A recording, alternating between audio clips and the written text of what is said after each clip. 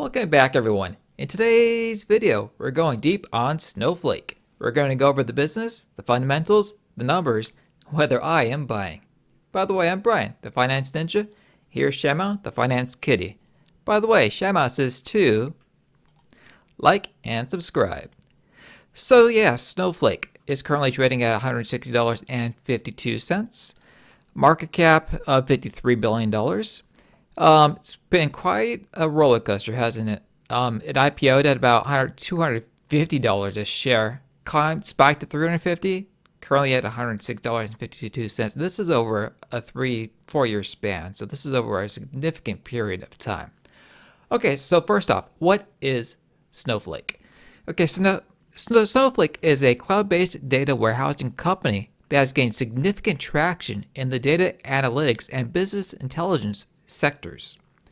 Founded in 2012, Snowflake has quickly emerged as a leading player in the cloud data management space, offering a highly scalable and flexible platform for storing, processing, and analyzing data. Snowflake's platform enables organizations to efficiently manage and analyze vast amounts of data, irrespective of its structure or scale. Leveraging cloud infrastructure, Snowflake provides a fully managed service that eliminates the complexities associated with traditional data warehousing solutions. So basically, it's software that sits on top of the cloud, and it's cloud agnostic. I'll go over that in a second. Now, its architecture separates storage and compute, allowing for independent scaling and cost optimization. Now, some people get confused on what exactly Snowflake is and how it differentiates from systems like Palantir. In the simplest terms, Snowflake is a cloud data warehouse system. It is a general purpose and can be used in many use cases. It requires data engineers and analysts to get the most out of it via SQL commands. If you don't know what SQL is, you know what? You're an investor. It honestly doesn't matter to you. Oh, by the way, make sure you join my Patreon. I do company or corporate analyses and also DCF valuations on companies like Tesla, Square, PayPal, Palantir, soon to be Snowflake. So yeah, check it out. It is a can't miss. And yeah, let's go on. Okay, so as I was discussing before, what's the difference between Snowflake and Palantir? Well, Palantir is an operating system. Palantir's products are a vertically integrated solution that aggregates data from multiple disparate data sources and has software on top with different archetypes to use that data to provide insights and allow actions. Now, the archetypes are industry and function specific. The system is not general purpose. This is Palantir. Palantir's system is not general purpose. This function-specific nature of Palantir lends itself well to a specific type of client. For example, a manufacturing firm's supply system. However, you need to fit exactly into a Palantir ontology in order to gain the benefits from Palantir. However, Snowflake also lets the user do whatever they want with the data. Since Snowflake runs via SQL commands, the data analyst can run any SQL query they can come up with to produce results. So long story short, Snowflake and Palantir are two very different companies and two very different products, and each serve a different type of client. It is also possible for a client to use both systems. Right here, this is actually on Palantir's website for AIP. So in fact, AIP has Snowflake as an input source. Look right there on the bottom. See Snowflake? I do. So yeah, so they can actually be used together if need be by the clients. So yeah, the open-ended nature of Snowflake and its near limitless use cases allow Snowflake to serve far more customers than Palantir. But the revenue per customer is less, as smaller scale companies can leverage Snowflake. Palantir's customer base relies on companies that can afford to spend over $1 million per year on AI, although Snowflake itself is also upscaling into the larger spend clients as well. Okay, so the CEO of Snowflake actually just recently changed to the new one's. His name is Sridhar Ram, Ramaswamy. Sorry if I mispronounced your name. So yeah, he was born in 1967 in India. He attended IIT Madras and received a bachelor's degree in computer science. He immigrated to the United States in 1989 and received a master's degree and PhD in computer science from Brown University. Okay, now this is the thing that I like about this change is that the previous CEO, Frank Slootman, was a business guy. His major was in economics and just general business administration. Just a number cruncher. All he did was crunch numbers, and that's why Snowflake kind of went sort of sideways for a while, in my opinion, as in terms of a product. So their change was a necessary one, and I think it probably should have happened earlier than it did. This only happened a month ago. But yeah, Sridhar is the man for the job because he has the background. Because in my opinion, CEOs are best when their background fits with the company. So Snowflake, for example, is a data analytics and artificial intelligence company. So you want a CEO with those as its background, and that's where Sridhar comes in. That's his background. He actually does machine learning at Google. Frank did not. So yeah, after graduating from college, Ramaswamy researched database analytics for 3 years at Bell Labs and held similar positions at Lucent Technologies and Bell Communications Research. While working for Epiphany as a machine learning systems developer, Google began recruiting engineers from that company. Ramaswamy joined Google in 2003 to work on the backend infrastructure for AdWords as a mid-level engineer. So he joined Google as a mid-level engineer. That's important. He worked his way up the company over the course of 15 years. In 2013, he was promoted to Senior Vice President of Advertising and Commerce at Google. Ramaswamy led all of Google's advertising products, which included search, display, and video advertising, analytics, shopping, payments, and travel. Basically, this is Google's moneymaker. He ran Google's moneymaker. This makes all of Google's profits, like 80+% of Google's profits, ran through him. During his 15 years at Google, he was an integral part of the growth of AdWords and Google's advertising business, growing it from $1.5 billion to over $100 billion. Ramaswamy left Google in 2018 to become a partner at venture capitalist firm Greylock Partners. In 2019, he created Neeva, which is the world's first private AI-powered search engine, as an alternative to Google Search, after becoming disillusioned with the limitations of the ad-supported search model. Instead of ads, Ramaswamy planned a subscription-based model for Neeva. Now, he was a little bit ahead of his time. Obviously, now AI-based search is the thing. Generative AI, OpenAI, Google Bard or Gemini, that's it now. So he was actually ahead of the curve on this. So that's really kudos to him for being ahead of the curve. So he knew what he was doing. So Neeva was acquired by Snowflake in 2023. After joining Snowflake in May of 2023, in connection with the company's acquisition of Neeva, Ramaswamy spearheaded Snowflake's AI strategy. There's that keyword, AI, as Senior Vice President of AI. In February 2024, Ramaswamy succeeded Frank Slootman as Snowflake's CEO, as I mentioned earlier. Okay, so Sridhar is an engineer and specializes in machine learning and artificial intelligence. He is the right man for the job.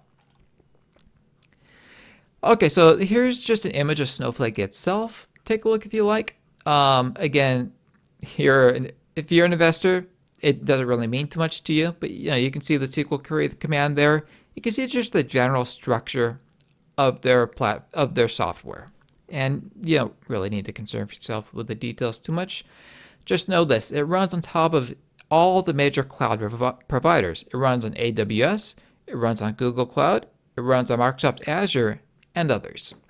So it's cloud agnostic. That's the point. Cloud agnostic. So this is what sort of differentiates Snowflake from Redshift. Redshift is a AWS exclusive Amazon generated software platform. Snowflake is cloud agnostic. You can use it pretty much anywhere, except for on premises, but it works on just about any major cloud provider. Okay, so another positive thing about Snowflake is that Ramaswamy purchased $5 million of stock in the company on the open market last week. So yeah, late last month, Snowflake installed Ramaswamy to the top job, replacing Frank. So yeah, this is a huge benefit to the company. This is actually massive because Ramaswamy's total ownership in the company is now $41.8 million. Now, this is big because insiders can sell a company's stock for any number of reasons, an innumerable number of reasons. Insiders only buy stock for one reason. Moving on. Okay, so yeah, as you can see here, Snowflake is growing like a beast. 36% year-over-year growth. In annual revenues, quarterly revenues is 32% year-over-year growth. However, sales expectations for FY25 are only 22%. I think that might be one of the reasons why Frank stepped down was the slowing growth projections for the next fiscal year. And I think that Ramaswamy, or Sridhar, I think he's the man for the job to sort of get them on the right track again and get it growing at a proper pace again. Okay, so their customer count is increasing nicely as well from 7,700 in Q4 2023 to 9,400 in Q4 2024. So they have a large number of customers, a large growing number of customers. Now, this is an interesting chart. So yeah, it says non-GAAP operating expenses as a percent of revenue. So operating expenses as a percent of revenue is declining from 73% to 66%. So this is a good thing. This means improving operating margins. And you can also see that adjusted free cash flow as a percent of revenue increased from 12% to 29% over 2 years. And they increased 17 percentage points. So Snowflake is significantly free cash flow positive, actually to the tune of $1 billion last year, which we'll go over in just a second. Okay, so here's the history of Snowflake's income statements. As you can see, revenue is growing very nicely. It's a steady growth. You don't see one quarter where growth was negative from the previous quarter, which is really good. However, their operating income is negative and actually growing more negative over time. However, I expect that to turn around very soon, as you'll see in a second. Okay, so yeah, as mentioned before, Snowflake has significant cash flow now to the tune of $1 billion in the last year alone. So that's a significant amount of cash flow. So Snowflake has been using that cash to buy back stock, always a good thing. However, the total stockholder equity has remained about flat-ish since the IPO. Okay, so now Snowflake has a stellar balance sheet. It is absolutely stellar. Now let's take a look at these numbers really quick. Total cash short-term investments is nearly $4 billion. Now, the one thing that you will notice is that they have zero debt. The $288 million you see here, that is lease obligations, not debt. So their net debt is negative $4.4 billion. So it is an absolutely stellar balance sheet. 7,000 employees. Now, here's the thing is while revenues have been growing nicely, from $2 billion in 2023 to $2.8 billion in 2024, their operating expenses have actually been growing a little bit faster on an absolute basis, from $2.1 billion to $3 billion. As a percentage, though, it is starting to slow down. So I'll show you that in just a second, but they need to turn around. They're in the process of turning it around and becoming net income profitable, but currently they are losing money on a net income basis. Okay, so yeah, again, as mentioned before, they have nearly $1.1 billion in free cash flow last year, and it's growing significantly from negative $31 million to $161 million positive, 412, 773, $1.1 billion. Okay, so here's the thing. As an investor, what we have to be concerned about is also stock-based compensation. Because when we value a company, we actually have to take into consideration how much stock it's issuing, because that actually that comes out of our pockets, because the employees become larger and larger stakeholders, and our portion of the company gets smaller and smaller, to the tune of, in this case, $1.1 billion last year. So when we value the company, when we do a DCF model on this company, we need to take stock-based compensation into account. So if you add stock-based compensation on top of the free cash flow, you'd actually end up with a negative number. And for lack of a better word, I think I'll probably just call it adjusted free cash flow. I don't know. It's just a number I just made up. Now, on the positive side, the change in unearned revenues is $528 million. Now, the thing is, for unearned revenues, that's money just sitting there waiting to be received, waiting to be converted into revenues. And that's what's shown here. Now, let's just discuss this for a second. Now, significant customer commitments. These are remaining performance obligations. These are items that have been recorded. Actually, here, let me explain this.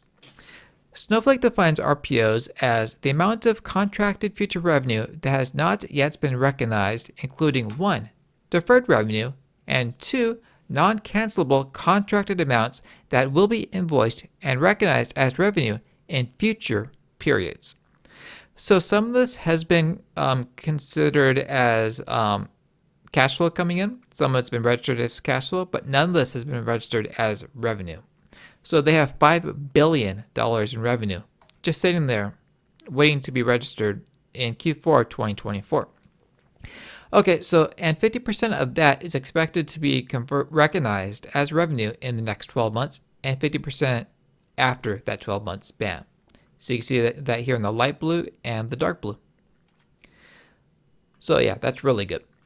So the stock-based compensation, as mentioned before, is growing basically at the same rate as operating expenditures. And all that combined leads us to actually a growing negative net income. So the net income is negative $348 million in 2020, growing to a negative $836 million in 2024.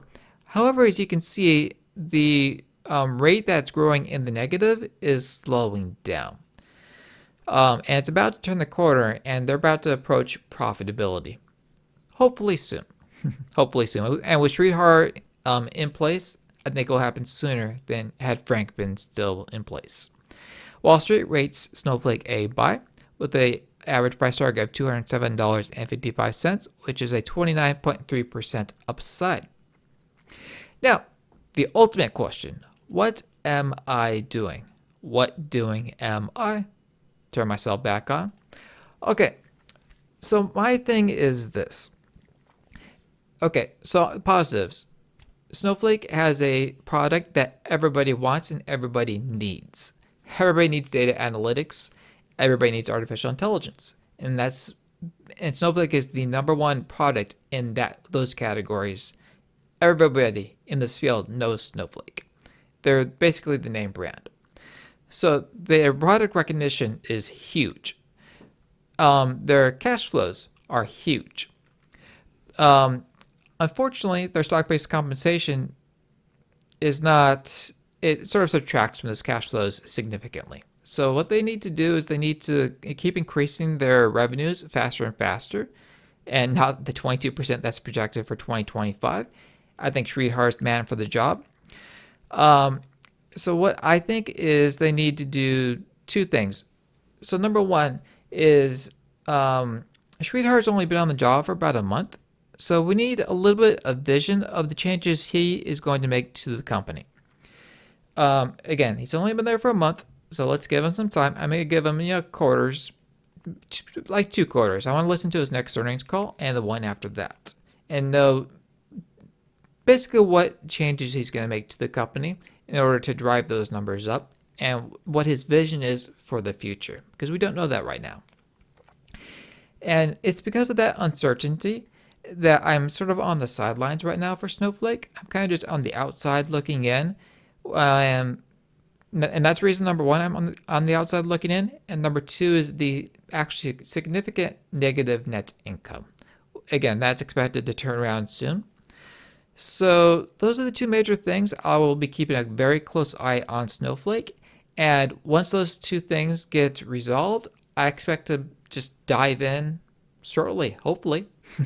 So I'm going to keep a very close eye on it. And when I do dive in, I will let you know.